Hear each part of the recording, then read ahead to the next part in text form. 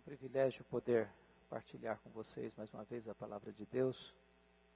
Eu tenho a alegria de estar acompanhado hoje de alguns pastores amigos, pastor Milton, pastor Arival, pastor Chung.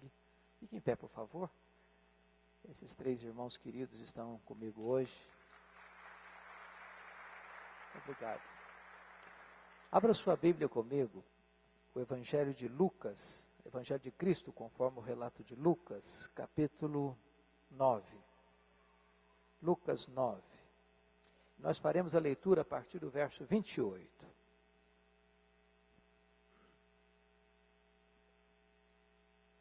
Lucas 9, a partir do verso 28.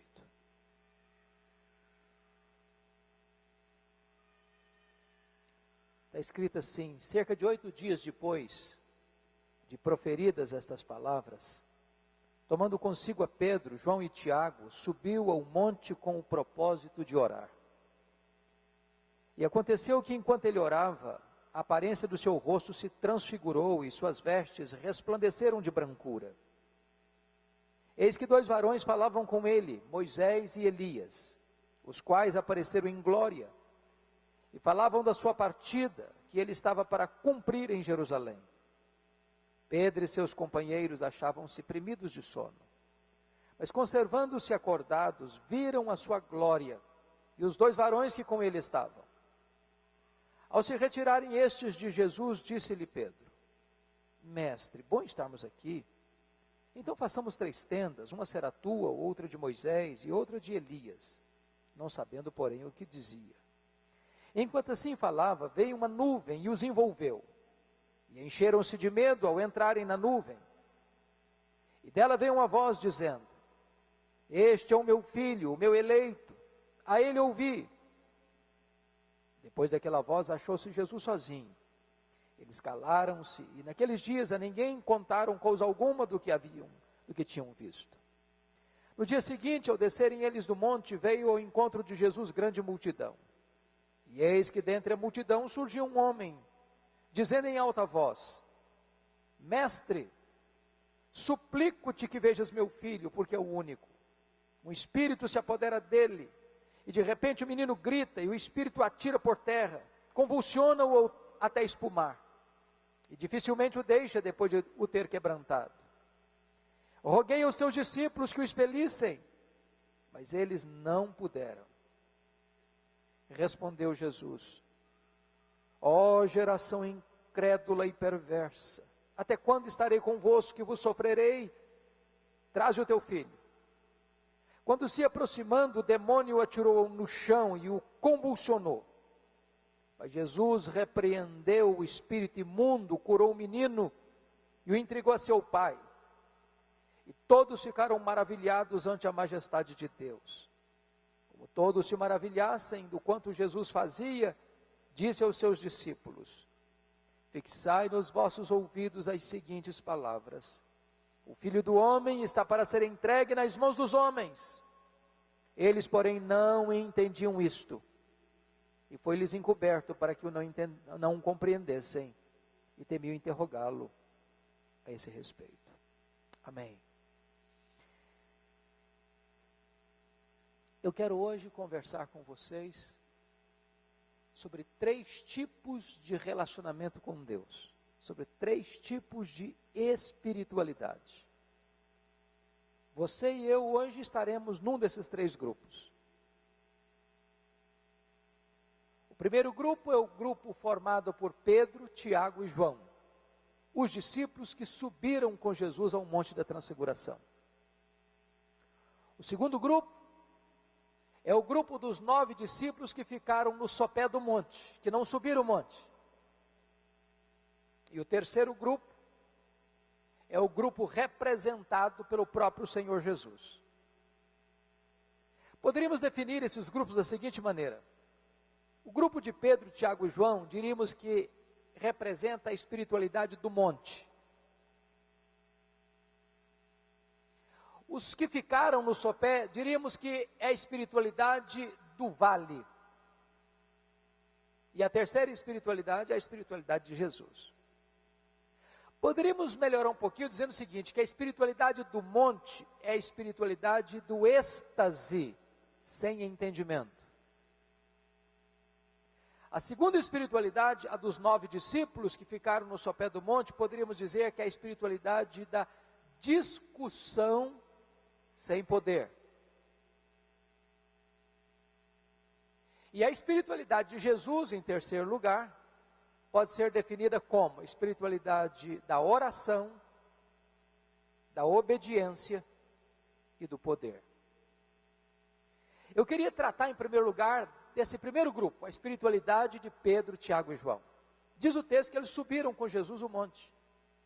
E Jesus subiu o monte para orar. E eles subiram com Jesus, mas eles não oraram. Aquilo que empolgava Jesus dava sono neles. O que era o deleite de Jesus era cansaço para eles. Por isso eles não oram, eles dormem. E porque dormem e não oram, ficam desprovidos de entendimento.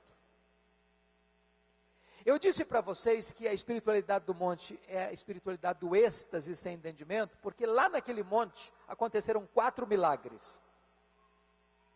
E eles viram esses milagres. Eles pisaram num terreno sobrenatural. Eles viram o extraordinário. O que aconteceu ali? Primeiro milagre. Jesus se transfigurou na presença deles. O rosto de Jesus brilhava como o sol. A sua roupa brilhou como luz. Marcos diz que nenhum lavandeiro da terra podia alvejar a roupa daquela maneira. Primeiro milagre. Segundo milagre. Moisés e Elias aparecem em glória naquele monte. Quem era Moisés? O representante da lei. Quem era Elias? O representante dos profetas. Conversando com Jesus. Terceiro milagre. Uma nuvem luminosa os envelopa, os envolve. Quarto milagre. De dentro da nuvem eles escutam uma voz divina, celestial. Este é o meu filho, o meu eleito, a ele ouvi. A despeito de estarem vendo coisas extraordinárias, eles estavam absolutamente desprovidos de entendimento. E o que é que eles não entenderam? Primeiro, eles não discerniram a centralidade da pessoa de Jesus. Lembra o que Pedro disse para Jesus? Mestre, bom estarmos aqui. Vamos fazer 3 tendas. Uma será tua, outra de Moisés, outra de Elias. Diz o texto que ele não sabia o que estava falando. E por que ele não sabia o que estava falando? Porque falou uma grande bobagem. Qual foi a bobagem que ele falou? Equiparou Jesus ao grande representante da lei e ao grande representante dos profetas. Ele colocou Jesus no mesmo nível dos grandes homens. Mas Jesus não é apenas um grande homem. Jesus é o Filho de Deus. É único. Isso levou Josh McDowell a dizer o seguinte: Jesus é um mentiroso, ou um lunático, ou Deus.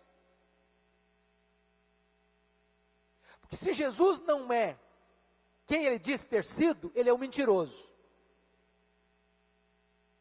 Se Jesus pensou ser quem não era, ele era um lunático, um doido.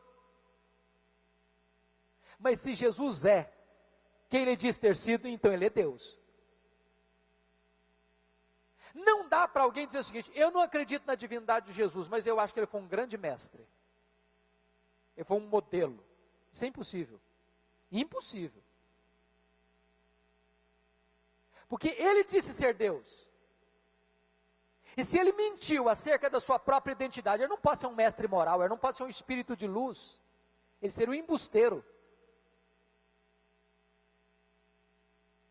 Ele não é apenas um grande homem, ele é o próprio Deus, vestido de pele humana.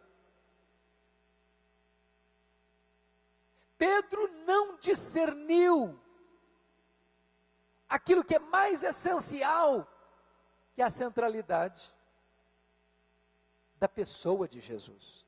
Jesus é único, Jesus é exclusivo, Jesus é incomparável. Segunda coisa que ele não discerniu, eles não discerniram a centralidade da missão de Jesus. Confira comigo o verso 31. Qual foi a pauta da conversa de Moisés e Elias com Jesus? Está escrito aí, conversaram sobre a sua partida para Jerusalém. A palavra partida no grego aí é a palavra êxodos. De onde vem a nossa palavra portuguesa? Êxodo. E o que foi o êxodo? A libertação do povo de Israel da escravidão do Egito.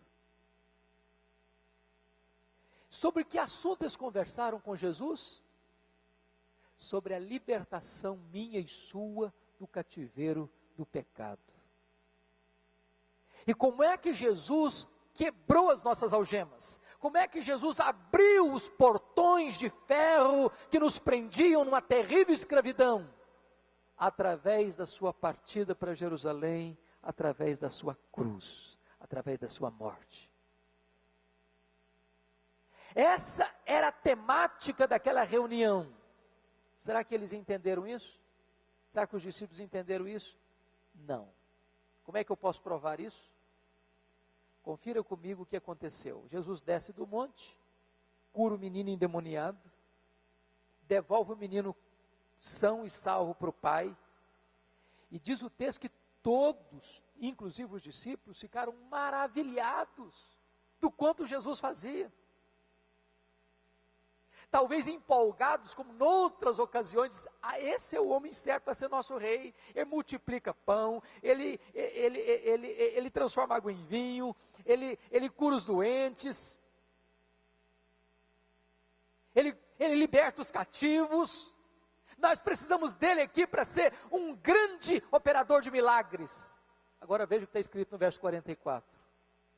Jesus, percebendo que eles estavam querendo tirá-lo do caminho, mudar a sua agenda para ser apenas um milagreiro, disse para os seus discípulos o seguinte, disse para a multidão, não, disse para os seus discípulos: fixai nos vossos ouvidos as seguintes palavras: o Filho do Homem está para ser entregue nas mãos dos pecadores. Sabe o que Jesus está dizendo para eles? Não pensem em vocês que eu vou mudar minha agenda. Não pensem em vocês que eu vou mudar meu ministério. Não pensem em vocês que eu vou permanecer aqui para fazer milagres. Eu estou indo para a cruz, porque é na cruz que vocês terão o êxodo de vocês. É na cruz que vocês terão a libertação de vocês. É pela cruz que vocês serão salvos.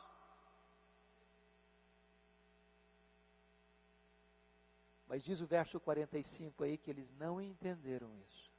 Eles não tinham discernimento da missão de Jesus. Terceiro lugar, eles não entenderam a missão deles mesmos. Quando Pedro disse assim para Jesus: bom estarmos aqui, vamos fazer 3 tendas, uma será tua, outra de Moisés, outra de Elias. Sabe o que ele está sugerindo? Jesus, esse monte é bom demais. Esse negócio é maravilhoso, esse lugar é um negócio fantástico, porque aqui a gente vê milagres. Aqui eu não estou vendo ninguém sofrendo, não estou vendo ninguém gemendo, não estou vendo ninguém machucado, não estou vendo ninguém oprimido pelo diabo. Esse monte é um negócio fantástico, vamos ficar aqui. Preste atenção nisso. O monte é lugar de recarregar as baterias. Mas o ministério não é feito no monte, o ministério é feito lá no vale. É lá no vale que tem gente sangrando. É lá no vale que tem gente oprimida pelo diabo. É lá no vale que as pessoas estão chorando, desesperadas, precisando de ajuda. Nós não podemos abraçar a espiritualidade da fuga. Temos que abraçar a espiritualidade do enfrentamento. Quando a Bíblia diz, e foi citado esse versículo aqui, que as portas do inferno não prevalecerão contra a igreja, não é que o inferno está acuando a igreja está sendo exprimida pelo inferno, e a igreja vai ficando num canto oprimida, mas aguentando firme, e o inferno oprimindo, a igreja aguentando firme. Não é isso que o texto está dizendo. É a igreja que avança contra as portas do inferno.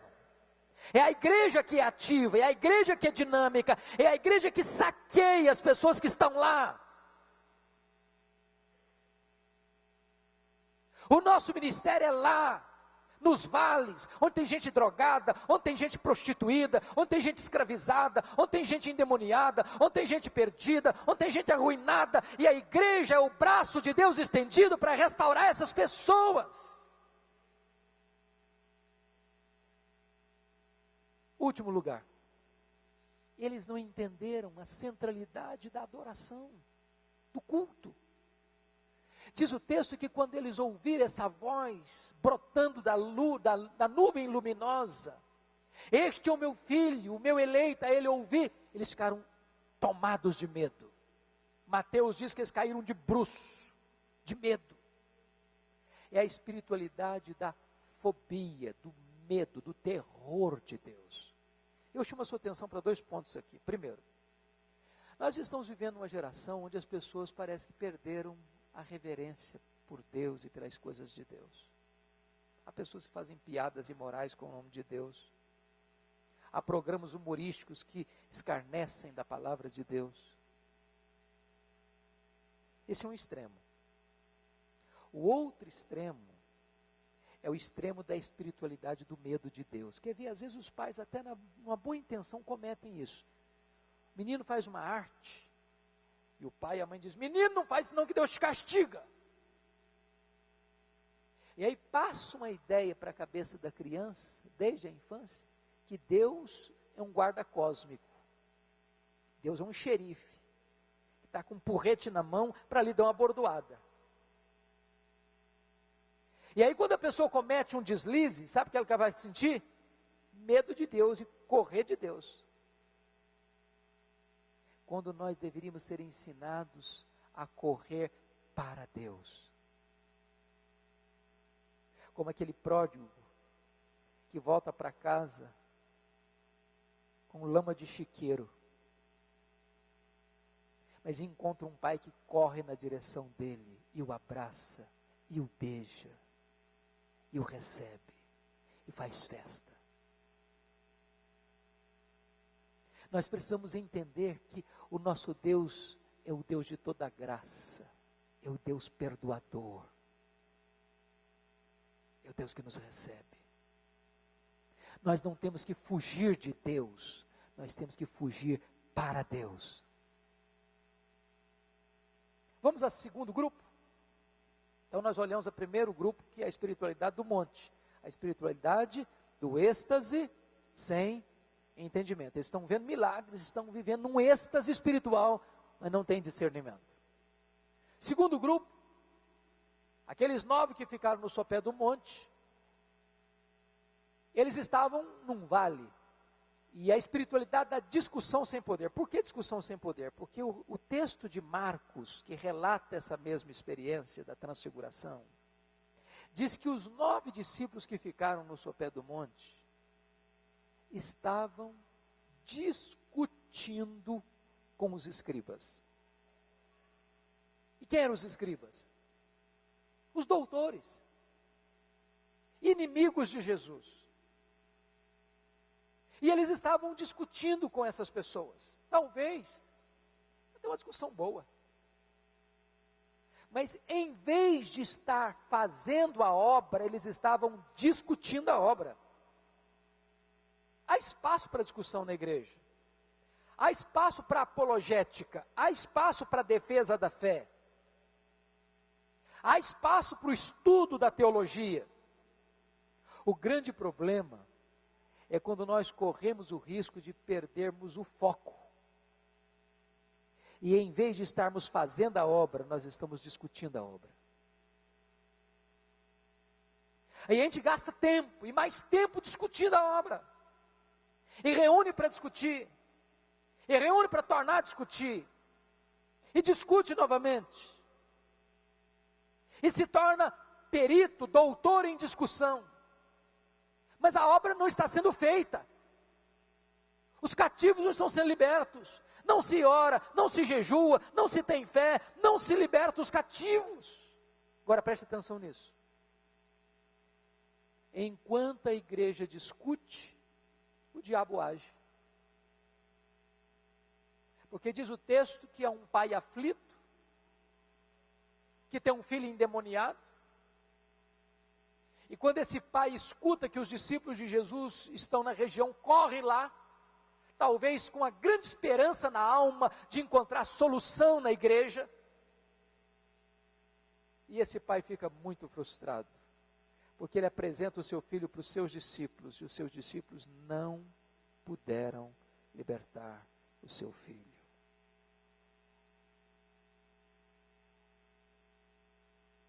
E por que não puderam libertar? Porque em vez de estar fazendo a obra, estavam discutindo a obra. Jesus Cristo disse, essa casta só sai com oração e jejum.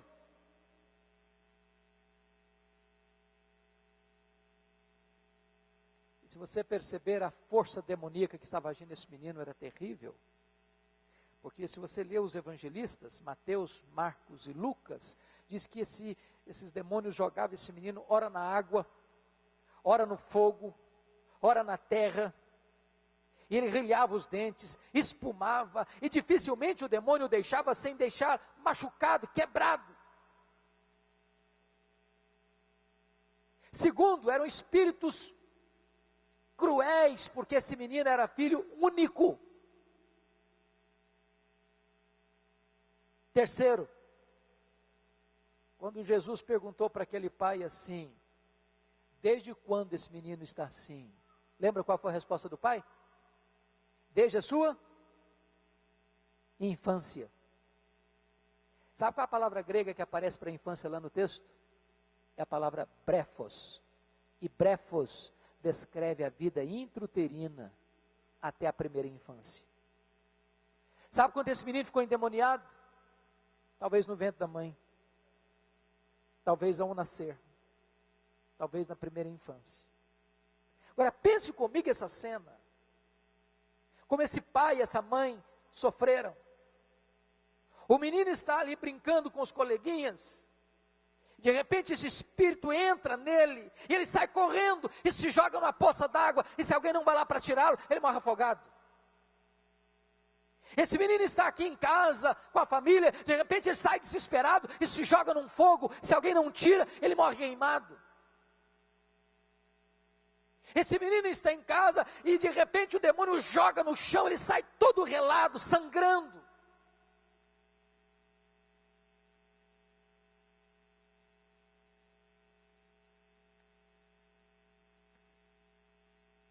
Certo dia eu recebi no meu gabinete um telefonema de uma mulher que estava recém-chegada na igreja, lá em Vitória.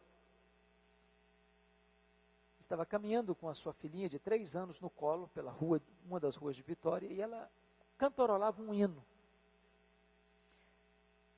E de repente a menina que estava no colo dela, desfigurou o rosto. E começou a falar blasfêmias contra o nome de Deus. Essa mãe tomou um susto. Ficou desesperada. Nova convertida, não tinha muito discernimento das coisas ainda. Era uma família rica. Correu logo para um psiquiatra. Tentar entender a situação. O psiquiatra examinou a menina, não tem nada não. Então, essa menina é normal, não tem problema de doença com ela não. A mulher me ligou. Disse, pastor, eu estou vivendo esse drama. Falei, traz a sua filha aqui. Essa mulher chegou no meu gabinete, sentou na minha frente, e eu conversando com a mãe e a criança no colo dela. Na medida que eu conversava com a mãe, a menina me olhava por cima, com um olhar denso, pesado. Quando eu comecei a falar do nome de Jesus, essa criança pulou do colo da mãe, falando blasfêmias, e serpenteava no chão como uma cobra. Eu repreendi aquele espírito maligno no nome de Jesus. Aquela criança ficou liberta. E eu perguntei, mãe, o que aconteceu com essa criança? Me conta a história. Ela me disse: pastor, o meu marido é um bandista. E ele consagrou a nossa filha desde o ventre para os demônios. Esse pai está enfrentando esse drama. E talvez você pergunte: mas por que que os discípulos não puderam? Porque foi esta a pergunta deles para Jesus. Por que não podemos? Por que fracassamos? E Jesus respondeu assim: esta casta não sai, senão com oração e jejum. O que significa isso? Primeiro, significa que nem toda batalha espiritual tem o mesmo índice ou nível de resistência. Aqueles discípulos já tinham tido vitória em algumas lutas, algumas batalhas espirituais, mas agora não conseguem. Para mim, a melhor obra em português sobre batalha espiritual foi escrita por Mark Lloyd Jones, O Combate Cristão. E ele diz que há demônios e demônios. O nível de resistência pode ser maior ou menor, dependendo da situação. E quem teve vitória ontem não consegue vitória agora. E Jesus Cristo vai definir o seguinte: essa batalha não se vence na força do braço, não se vence com armas carnais, mas precisa ter armas espirituais poderosas em Deus para destruir fortalezas e anular sofismas. E Jesus agora vai usar um terceiro elemento, não só a oração não, tem que entrar jejum também. E se existe uma disciplina hoje que está muito apagada da nossa espiritualidade, é o jejum.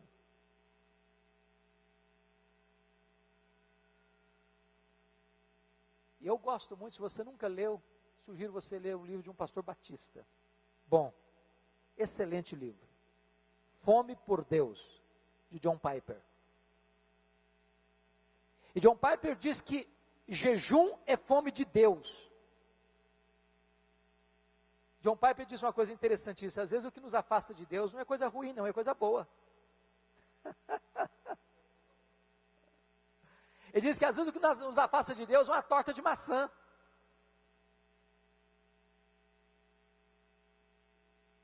O que ele quis dizer com isso? O que ele quis dizer com isso é o seguinte: nós estamos tão acostumados com o sabor do pão da terra, que nós perdemos o sabor do pão do céu. Quer um exemplo? Todos vocês, eu acho que conhecem de cor, 1 Coríntios 10, 31. Portanto, quer comais, quer bebais, quer façais qualquer outra coisa, inclusive o jejum, fazei para a glória de Deus. Aí vem um problema. Se eu como para a glória de Deus, e se eu jejuo para a glória de Deus, qual é a diferença entre comer e jejuar então? Se eu faço ambos para a glória de Deus? E ele responde: é que quando você come, você se alimenta do símbolo do pão do céu, porque o pão da terra é símbolo do pão do céu. Mas quando você jejua, você não se alimenta do símbolo, você se alimenta do próprio pão do céu.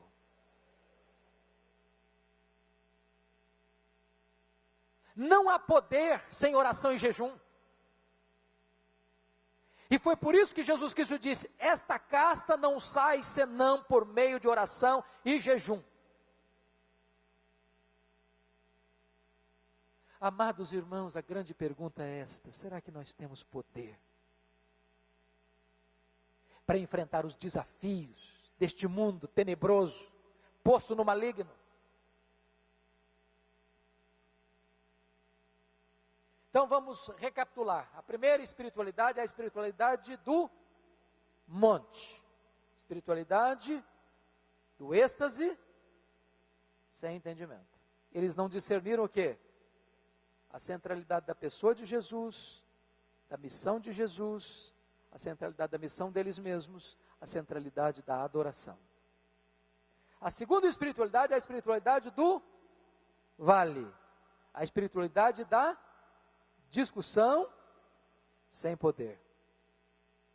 Agora vamos ver a espiritualidade de Jesus. A espiritualidade de Jesus é marcada por três coisas. Primeiro, oração. Ele subiu o monte para fazer o quê? Para orar. E o que ele fez? Ele orou. E porque ele orou, algumas coisas aconteceram. Primeiro, ele foi transfigurado. Quando você ora, a Shekinah de Deus, a glória de Deus resplandece em sua vida. Segundo, porque Jesus orou, o Pai o consolou antecipadamente para enfrentar a cruz. Porque todo o contexto desse texto tem a ver com a cruz. Se nós não oramos, quando chega uma crise, a gente entra em pânico e desespero. Mas quando nós oramos, Deus vai fortalecendo as musculaturas da nossa alma. A oração é a academia, é a ginástica do Espírito Santo para tonificar os seus músculos espirituais. Terceiro, porque Jesus orou, o Pai o defendeu. Quando Pedro disse aquela bobagem comparando Jesus aos grandes homens, Jesus não precisou sair em sua própria defesa. Ele orou. E quando você ora, Deus defende você.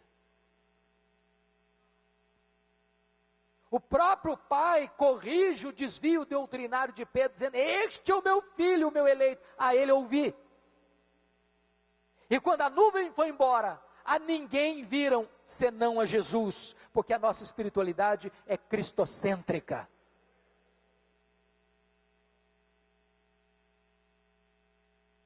Nós precisamos orar. Eu vou lhe dizer que oração é um exercício penoso para a carne, mas deleitoso para o espírito.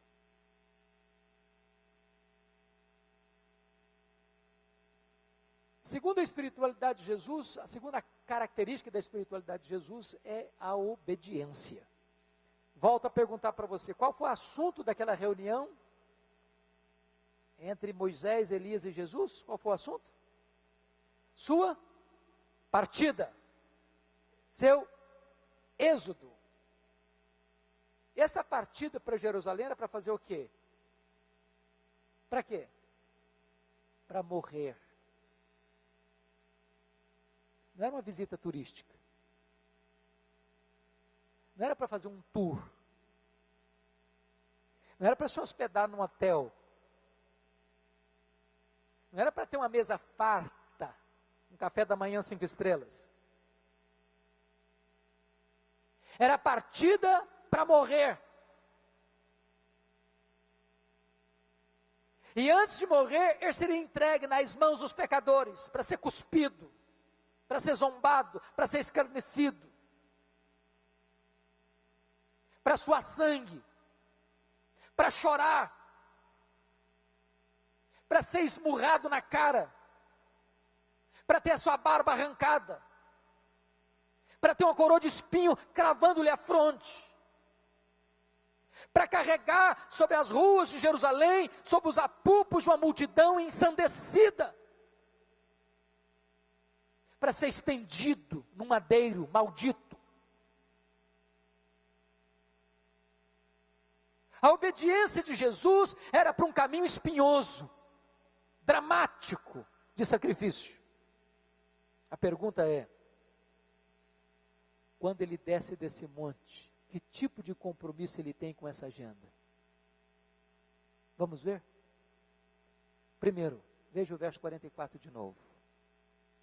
Quando os seus próprios discípulos, associados à multidão encantada com os milagres, também tacitamente estão propondo para Jesus mudar sua agenda, para escolher um caminho sem cruz. Aliás, se você virar a página anterior, no capítulo 16, capítulo 16 é o relato de Mateus.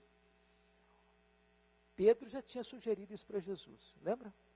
Lá em Cesareia de Filipe, quando Jesus perguntou: quem dizem os homens ser o filho do homem? E eles disseram: Senhor, povo não sabe muito bem quem o Senhor é não. Uns dizem que tu és João Batista, outros dizem que tu és Jeremias, outros dizem que tu és alguns dos profetas.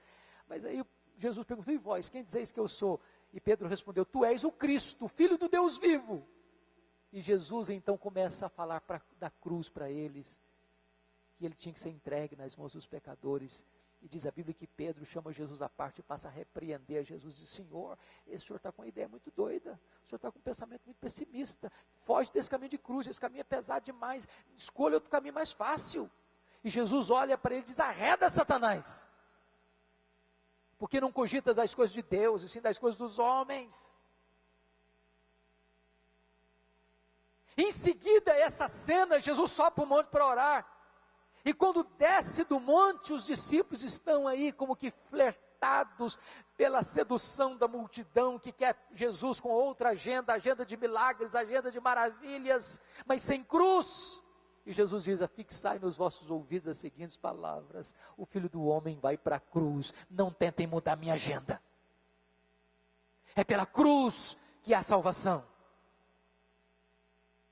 Mas veja ainda, por favor, versículos 51 a 53, desse mesmo capítulo de Lucas 9.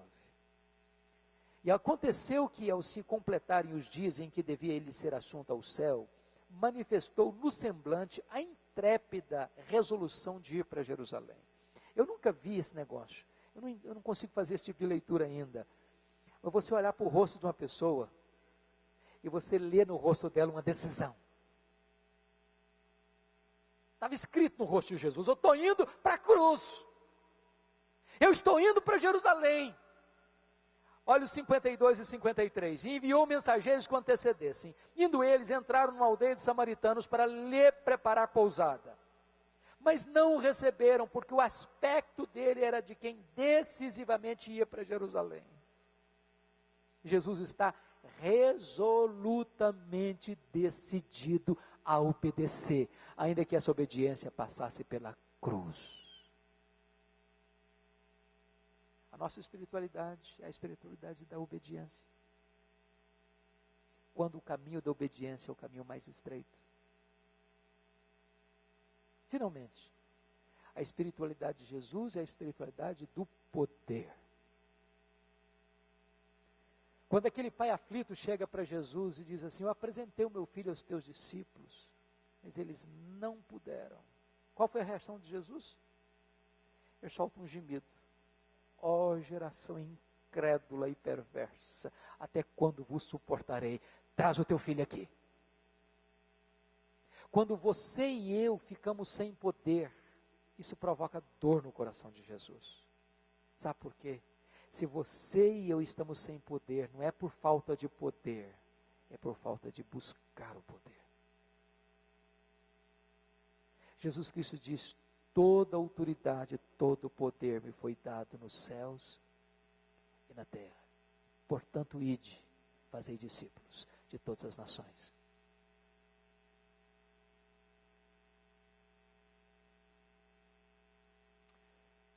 O que me impressiona é o que Jesus disse para esse menino. Aliás, disse para os demônios que estavam no menino. Está lá em Marcos isso, no relato de Marcos. A ordem de Jesus foi essa: sai desse menino e nunca mais voltes a ele. Porque havia casos em que uma pessoa era liberta de uma possessão demoníaca e os demônios voltavam. Lembra disso? Quando Jesus disse que se uma casa é limpa e não é ocupada, os demônios rodeiam por aí, vê a casa vazia e voltam, e o segundo estágio fica pior que o primeiro. Mas a ordem de Jesus é clara: sai e nunca mais. Porque Jesus tem todo o poder, Ele tem toda a autoridade. Os demônios estão debaixo da autoridade de Jesus. Às vezes se tem uma ideia equivocada hoje, de que, uma ideia meio maniqueísta, de que Deus de um lado, o diabo do outro, o bem de um lado, o mal do outro, a verdade do lado, a mentira do outro, como se o diabo fosse um Deus caído. Não, o diabo não é um Deus caído, o diabo é um anjo caído. Não há páreo para Deus, não há páreo para Jesus, Ele tem todo o poder. O diabo não é rei nem no inferno, quem tem as chaves da morte e do inferno é o Senhor Jesus.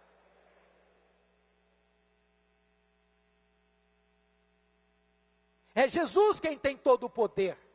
A igreja não segue um rei vencido, fraco. Ela segue o Rei dos Reis, o Senhor dos Senhores. E diante do Deus a quem servimos, se dobra todo o joelho, no céu, na terra e debaixo da terra. Anjos, homens e demônios precisam se curvar diante do Rei da Glória, o Senhor Jesus Cristo.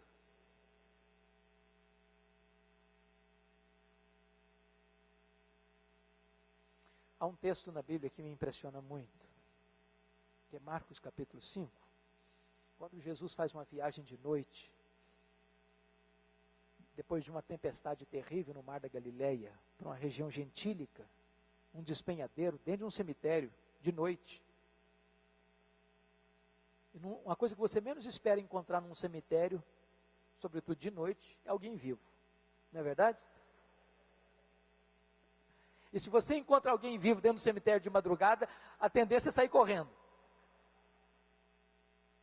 Mas Jesus faz essa viagem de madrugada, de noite, depois de uma tempestade, para um despenhadeiro, onde tinha um cemitério, onde tinha um homem vivo. Exatamente por causa desse homem. Como é que ele estava? Nu. Furioso. Se ferindo com pedras. Gritando sem parar. Doente. Possuído. Para dizer uma coisa para nós, não tem gente irrecuperável para Deus. Não tem gente sem importância para Deus. E diz o texto que Jesus chega naquele lugar e aquele homem endemoniado corre, se prostra diante de Jesus. E Jesus pergunta para ele, qual é o teu nome? Lembra a resposta? Legião, porque somos muitos. E quanto é uma legião? Uma legião é uma corporação romana de 6.000 soldados. Tinha dentro de um único homem 6.000 demônios. E aqueles demônios vão fazer alguns pedidos. Não vou dizer oração não, porque eu acho que o demônio não ora. Fizeram pedidos. Primeiro pedido. Não nos atormente santo tempo. Segundo pedido. Não nos mandes para fora do país. Terceiro pedido. Mande-nos para essa manada de porcos. Tinha 2.000 porcos pastando na região. Curiosamente, Jesus atende os 3 pedidos dos demônios. E aquele homem fica curado, aquele homem fica liberto. Aquele homem agora está em são juízo, assentado, vestido aos pés de Jesus. Convertido, transformado. E Jesus, que acabara de atender os 3 pedidos dos demônios, agora recebe um pedido desse homem liberto e convertido. Mestre, permita-me ir com os teus discípulos, fazer parte da tua caravana. Eu quero te acompanhar. Permita-me. E Jesus, que atender os 3 pedidos dos demônios, não atende o pedido do homem convertido. Diz, não. Vai para os teus e conta a eles quantas coisas o Senhor fez por ti. Começa o teu testemunho dentro da tua família, dentro da tua casa. Mas eu quero terminar fazendo a seguinte colocação, mas por que Jesus atendeu o pedido dos demônios e não atendeu o pedido desse homem? Primeiro, para provar para o mundo inteiro que o diabo e seus demônios não são um mito.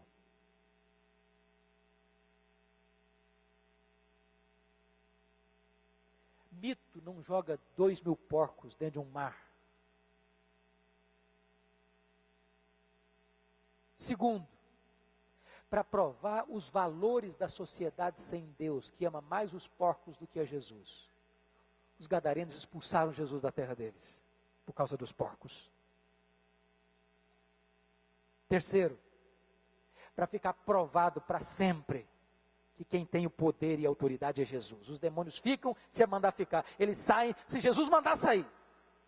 É Ele quem tem o poder.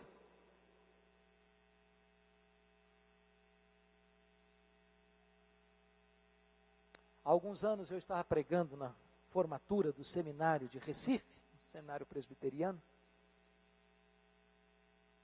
Depois que eu terminei de pregar, no final da formatura, um dos formandos, um rapaz de quase 2 metros de altura, que hoje é missionário nosso na Índia, veio me compartilhar uma experiência daquele ano. E ele me disse que, sendo quartanista, no último ano do seminário, ele se sentiu muito honrado porque recebeu um convite para pregar numa das grandes capitais do Brasil, numa das maiores igrejas nossas. E eu costumo brincar que todo seminarista do 4º ano, se formando, tem uma sensação de que ele é um forte concorrente com Charles Haddon Spurgeon. E ele montou a sua mala, seu melhor terno, empacotou seus melhores sermões e foi para aquela cidade. Hospedou-se na casa do pastor. Mas ele não contava com uma coisa.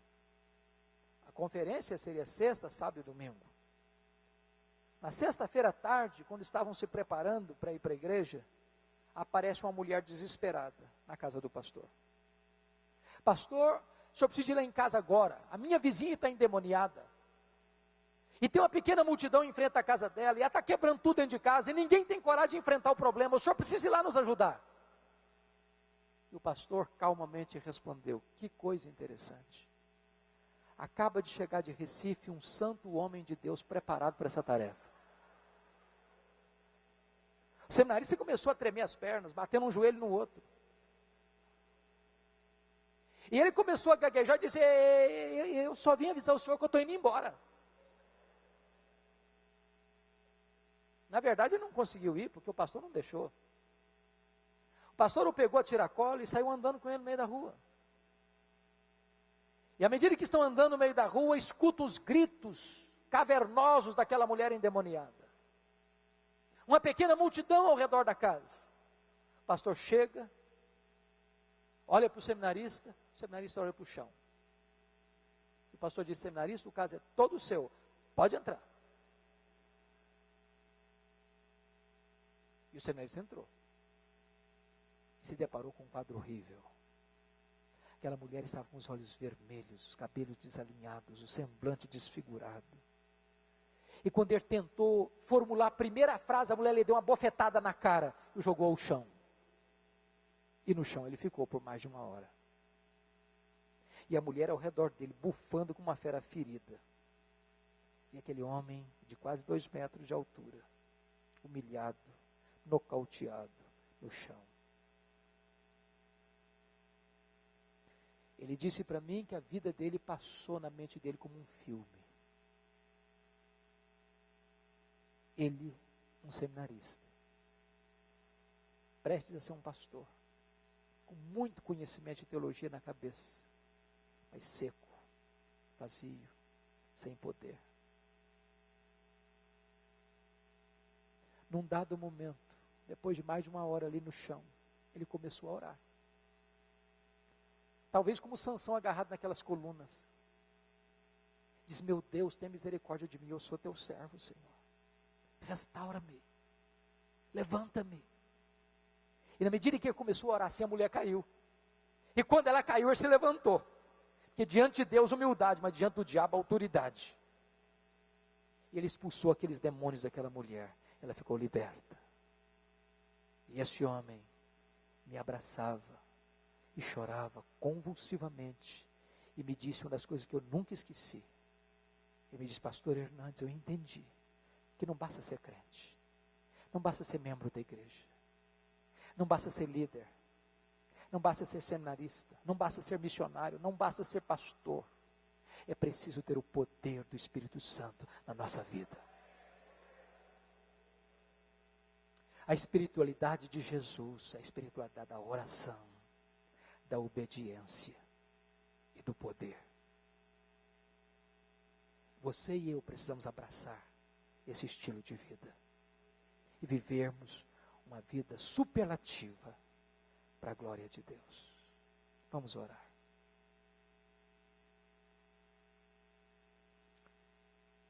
Fique em pé, por favor. Vamos buscar a Deus.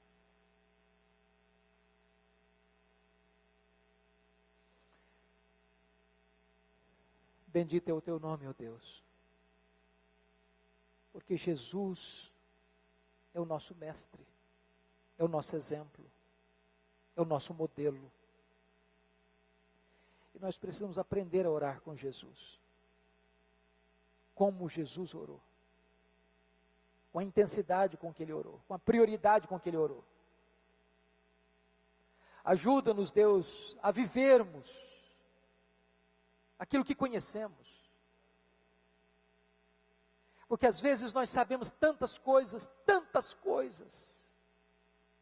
mas nos distraímos, perdemos o foco, e em vez de fazermos a Tua obra, nós gastamos o tempo todo discutindo a Tua obra. Perdoa-nos. Ó Deus, e nós estamos aqui para dizer-te que nós não temos forças em nós mesmos, somos frágeis, somos fracos, somos vasos de barro, mas reveste-nos com o teu poder, batiza-nos nesta noite com um batismo de poder,